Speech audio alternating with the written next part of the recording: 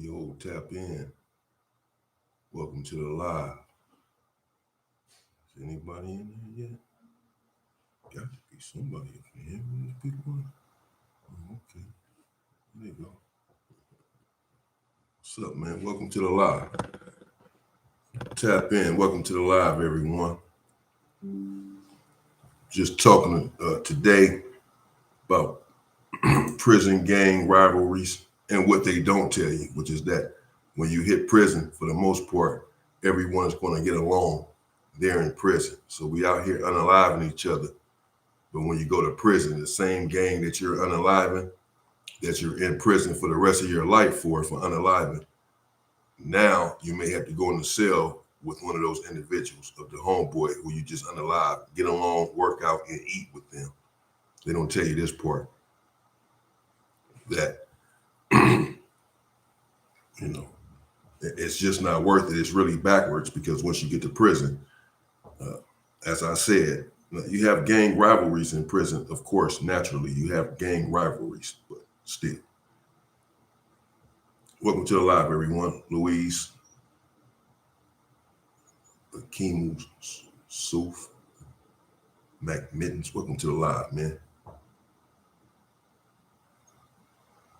La Salette.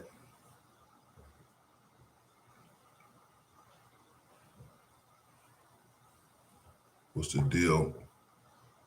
Watch District Game Over.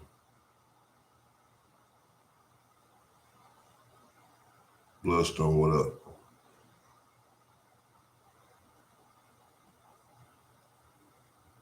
I'll say Automation, what's up? T-Mac, what's going on? Welcome to the live, and we just talking about gang rivalries. Hit the like button if you're here in the live, please. And if you have not subscribed to the channel, please do so. And we're talking about gang rivalries, in prison, and the fact that, you have to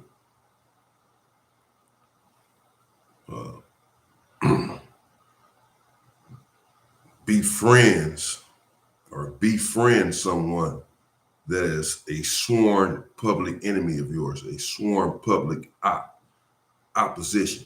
So you out here, you're gang banging, you're fighting, and you're beating someone, you're stumping someone, you're unaliving someone, and you're going to prison. But then when you get to prison, the person from the gang that you unalive, beat, stomp, trampled upon, you now have to fraternize with this individual, and thus making it senseless to go to prison for unaliving someone from this gang when you go to prison and now you have to get along with the members from the gang that you're in there for life for unaliving. That makes no sense at all. Absolutely zero. Welcome to the live, everyone. What's up, Uso? Welcome in. Welcome to the live. Everybody, welcome to the live. Much love to you as well, Gilbert White. Appreciate it. Hit the like button if you're in the live. If you have not subscribed to the channel, please do so. Welcome to the Inside Story with me, Damian Porter. And I'm just here tonight, briefly talking about prisons and prison gang rivalries. They are prevalent in prison, the gang rivalries. You get to prison, now you may not necessarily sell up with someone from a so-called enemy gang, but nevertheless, you're going to have to get along with these individuals at least until something happens, until something kicks off for whatever reason. But as far as you going in there and just kicking something off, like you may do on the street, it's just a constant combative situation where you're constantly going at it on the street and unaliving one another, beefing with one another. There in prison, it's not going to happen like that. When you hit the yard, you can't hit the yard trying to unalive someone from your oppositional gang. From an oppositional gang, you just can't do it. There are going to be rules and protocols that you're going to have to follow. Everyone is there coexisting. You have to coexist on the yard until you don't coexist, until something happens, until something kicks off. So again, then you're fraternizing and being cordial, if nothing else, with your so-called enemies, the same individuals that you are in prison for. How does it make any sense then to go to prison for doing something to a gang, and then when you get to prison, the members of that same gang you're cool with, you're fraternizing with, you're no longer enemies apparently, but you got life in prison because you said that this is your sworn enemy. I'm not suggesting that you go to prison and attack your enemy then. What I'm suggesting is that you don't go to prison at all for attacking your enemy, because when you get there, he's no longer going to be your enemy. You're going to have to coexist with this individual, and thus making it absolutely asinine that you are in prison for unaliving one of them because you hate them so much, because this is your enemy. And then when you get there, you have to be cool.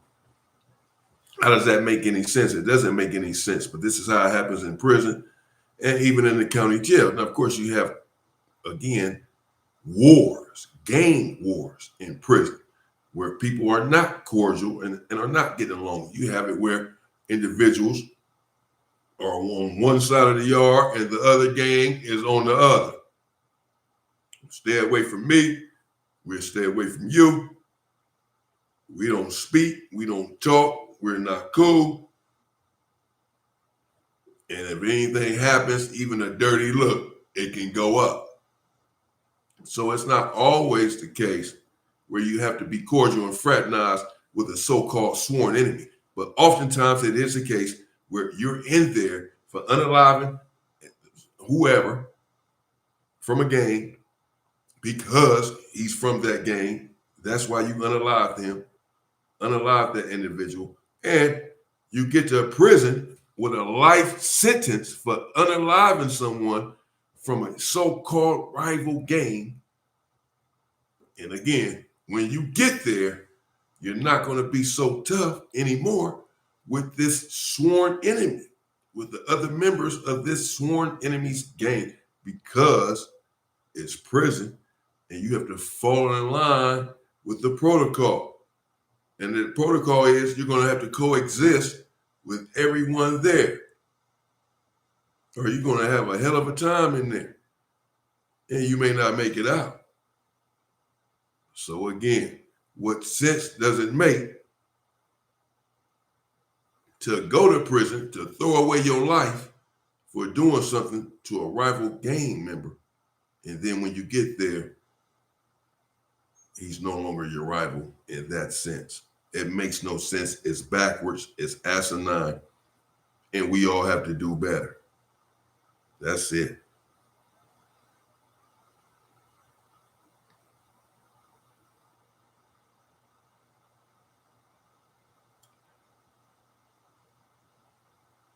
I am speaking for myself, T-Mac, and I'm also speaking for the penal system that I spent decades in, and I'm letting you know that when you get there, I'm sure you know, you're going to be cool with your rivals, bro. Tough guy. You're going to be cool with your rivals no matter what you're in there for.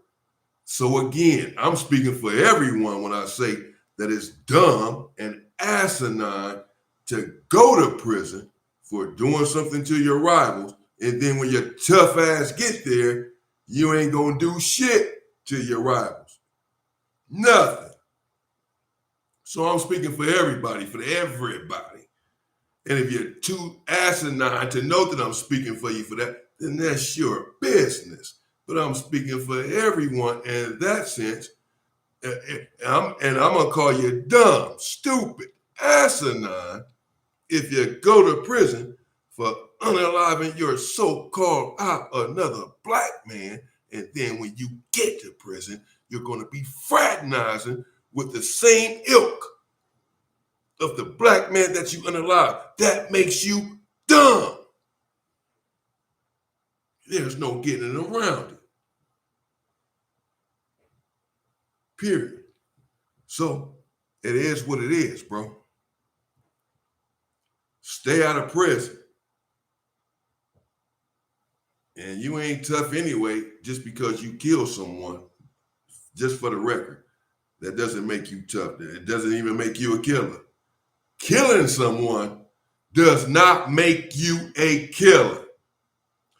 Let me say that shit again. Killing someone does not make you a killer. Believe that. If you know, you know. If you can't grasp that, I get it. I'm talking to you then. I'm talking to you.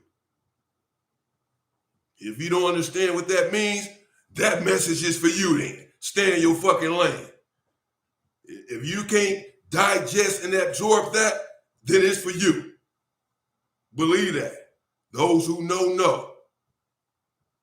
So again,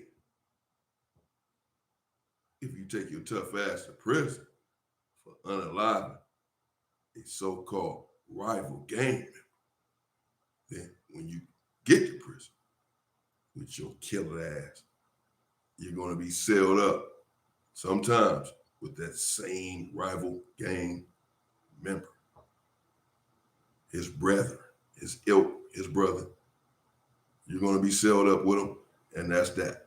I'm just telling you the fucking facts, man. That's all I can do. So stay out.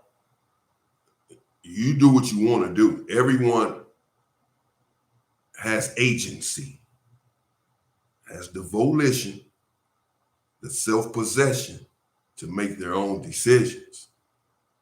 However, my job, be it a self-appointed one, is to help influence that decision, hopefully in a positive way.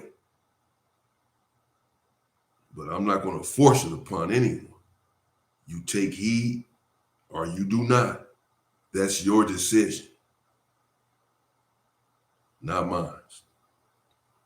All I can do is bring you the facts. And the facts are, if you go to prison, then if you're a gang member, you're tough and all of that. That's fine. But when you get there, it's not going to be that way, bro. That's it. That's the bottom line. And also let me say, because I've seen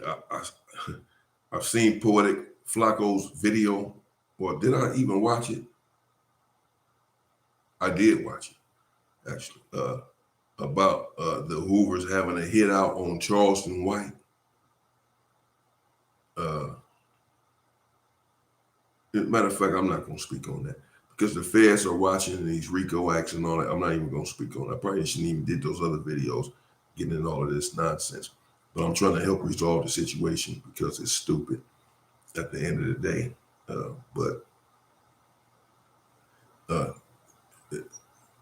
I don't know how Flacco knows that there's a hit out on,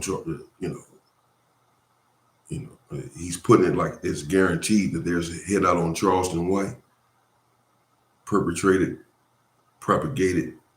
by the Hoovers because they're so upset with Charleston White's take on the game.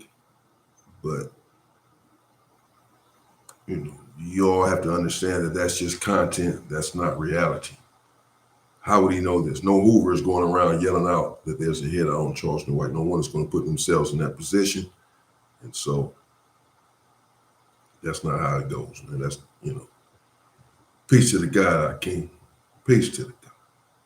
Ortiz, shout out from Houston, Texas. Shout out to you, Ortiz. Appreciate it. Welcome to the live. And the way he was talking, wouldn't be surprised. Yeah, I wouldn't be surprised either. Yeah, Charleston White, there's content for Charleston White. As I said, he's more of a shock jock who has to stay relevant. And he knows how to stay relevant. it's been some years now that he's been on the internet.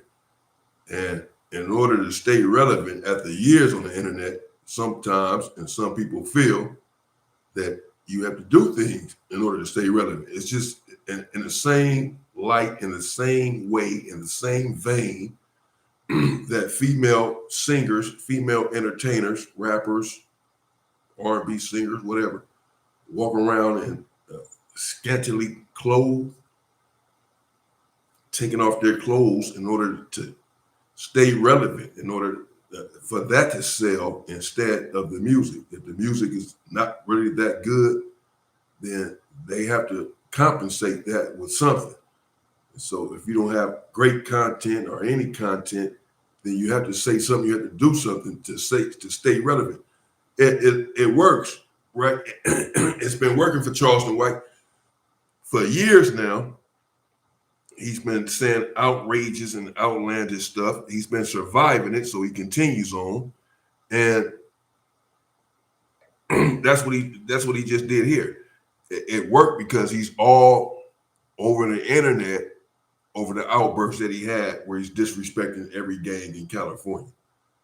That's what he wanted. This is how you stay relevant in his mind and in some people's mind. And it has been working for him. It's a proven method for him. But understand that it's a method. You have to understand this. This is a strategy of his. This is a method and an effective one. Because here I am talking about him. They did a video on him. Other people have did videos on this same topic. So he's staying in the algorithm. He's staying on the internet. He's staying on people's minds, on people's hearts, in people's mouths. Goal accomplished if you're Charleston White. Instead of sitting around somewhere you're not talking about him, you're talking about him. So now he's a hot topic again. And now he's going to charge you for an interview. And they're going to bring up this. Hey, man, in the next interview, are you afraid of the Hoovers? Are you afraid of this? Are you afraid to go to California now since you said what you said? You know, it's all content, bro. Somebody else going to make content out of it. Somebody else going to make content out of that content. Charleston White knows exactly what he's doing. So me, myself, I don't take him serious. And I'm sure that the Hoovers in general are intelligent enough not to take him serious. And they're certainly intelligent enough not to put their business out on the internet with knowing that Big Brother is watching. They made this explicitly clear. Have the federals, the feds, that they're watching these YouTube channels, these podcasts. So if you would get on here and say something that could implicate yourself against Charleston White, then again, that would be asinine. And you would essentially get what you have coming. You have to be smarter than that at the end of the day. That's it. Me, myself, Charleston White, hey, it is what it is.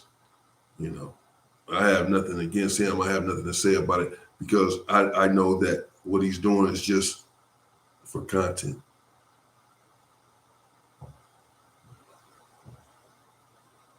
And that's the bottom line.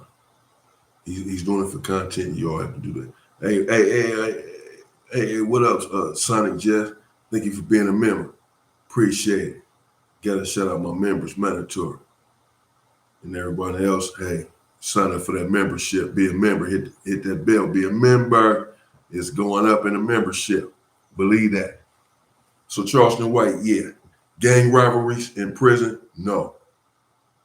They're no good. They do nothing for you. Gang rivalries on the street do nothing for you either.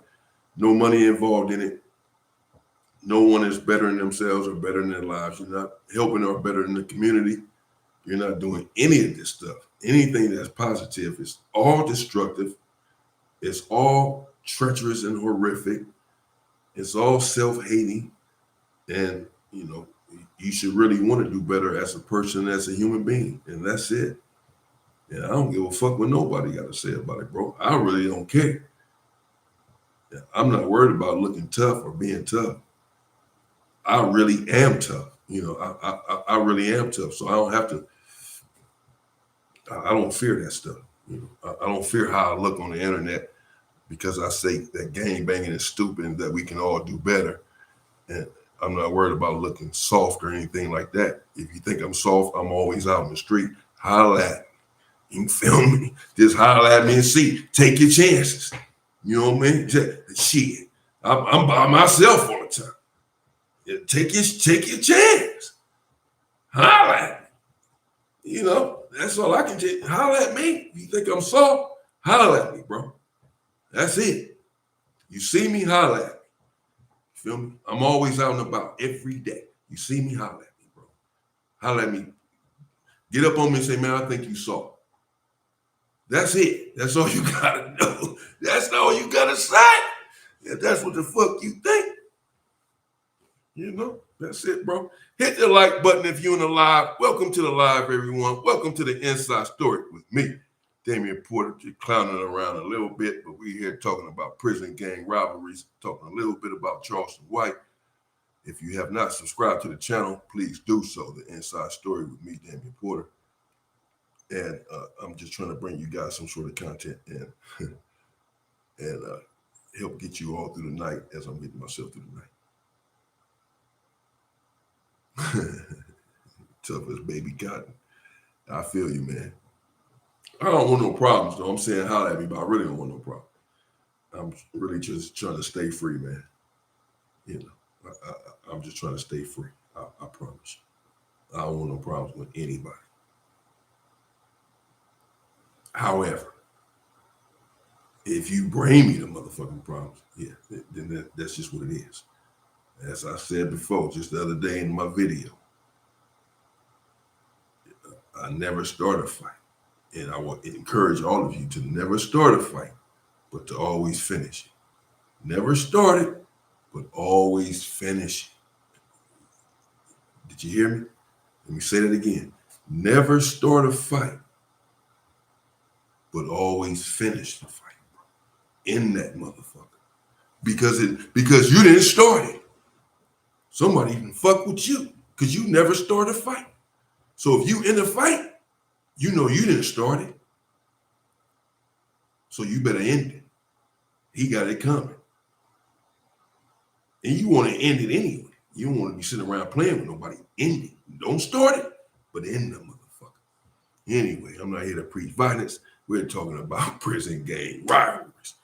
And Charleston White, who's trying to bring some violence upon himself, apparently, with some of his rhetoric and content, because, you know, there's, I guess, a couple of YouTube beefs going on back and forth. I haven't really got involved. I haven't really seen what was going on other than hearing it really through the grapevine that a couple of individuals have been going back and forth on the internet and on YouTube, exposing some things or what have you. I don't know, because as I said, I literally haven't seen one video on it. I've just heard about it. But if that is the case, then, and I do know that people have a problem sometimes with what people say on the internet and some of the content that I do and what I say. Understandable.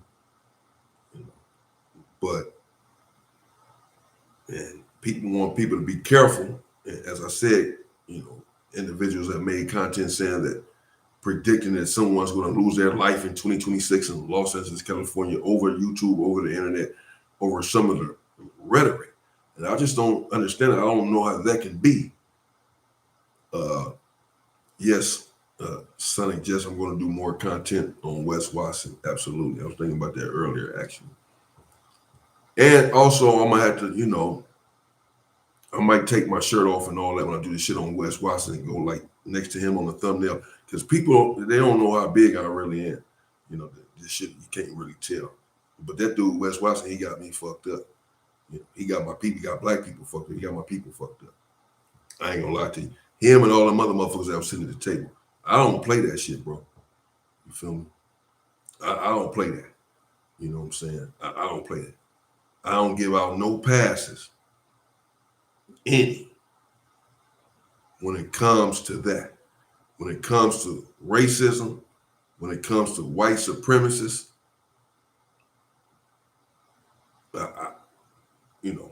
my objective is to demolish them and to let them know that I hate them as much as they hate me. I want them to know that, because they don't think that the black man has the capacity to return this sort of hate. They don't think that. But it's not true. I do. I'll speak for myself on that, because sometimes I feel like I am alone in that. But when it comes to that, no, I don't, the shit that Wes Watson was saying and all of that, sitting there at that table, as I said, everyone there have blood on their hands. They're all guilty for allowing it and sitting there through it and not getting up and walking away or any of that. And so in my mind, whatever he got coming, they all got coming. So yeah, fuck Wes Watson. And I will tell him that to his face. I look forward to the opportunity, because I wasn't even on him. I wasn't tripping on him until, and I didn't even see that video beforehand before I reacted to it. I probably should have seen it first. But I was like, damn, I didn't know that he said all that shit. And yeah, nah. I can't get with that. So I appreciate everyone for tuning in to the live. And I will be back going live on a regular basis. Thank everyone for your support. Subscribe to the channel if you have not done so. Peace to the God. Thank you for tuning into the live. Akeem. Thank everyone for tuning into the live. Thank my members. Sonic, I appreciate you. I appreciate everyone that's here in the live. Donald Pookie Trump and the PC, T, all of y'all. S and Y. Well, hold on. S and Y too.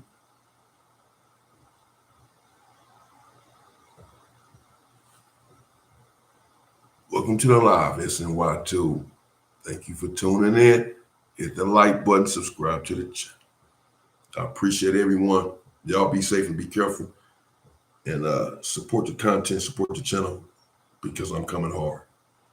Y'all have a good night and stay free, people.